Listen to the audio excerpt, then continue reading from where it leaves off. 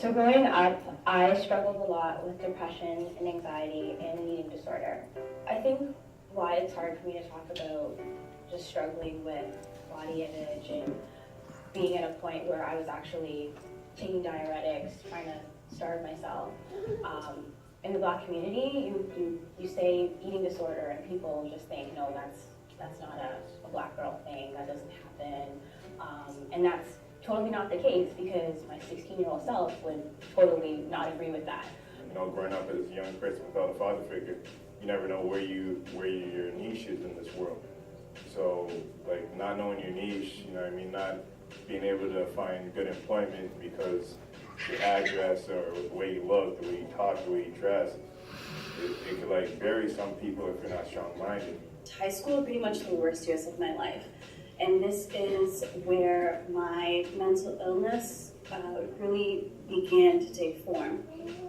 In grade 9, my freshman year, when most kids were having the time of their lives, I was crying myself to sleep most nights and waking up pretty much every day hoping to die because of the drama that followed me around everywhere.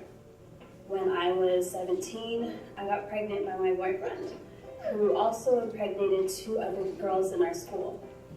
I had an abortion. I chose to take this step because I knew the drama that was going to continue to follow me, and that particular experience has haunted me for most of my life, even until today.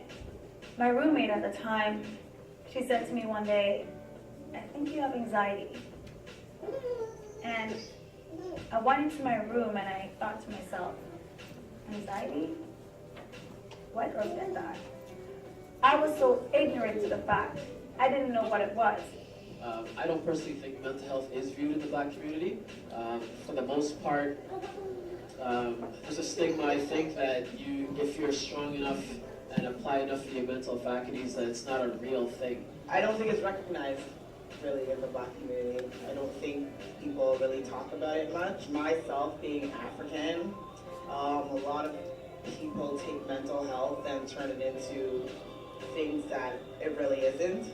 I think there is, first of all, an overall stigma regarding mental health. Mental health is seen as, in the Black community in particular, I would say as a silent killer. It's something that we don't acknowledge. I think it's also something that we try to keep hidden. Mental health is not even talked about in our community. Like, you try to talk to one of your homies about mental health, look at you like, dog, you getting soft on me? Like, I see other communities, they come together, they discuss, they move forward, you know what I mean? But with us, it's just like, man, this dude's soft right here, like, let's shun him. I feel like there's a lot of misconceptions and a lot of fear of tackling the topic. I think that it's one of those things that is still taboo, unfortunately, and I really wish that it wasn't. Whenever I went to an adult and told them that I was going through depression, they would say, "You don't have any bills, you don't have any responsibilities, what could you possibly be depressed about?"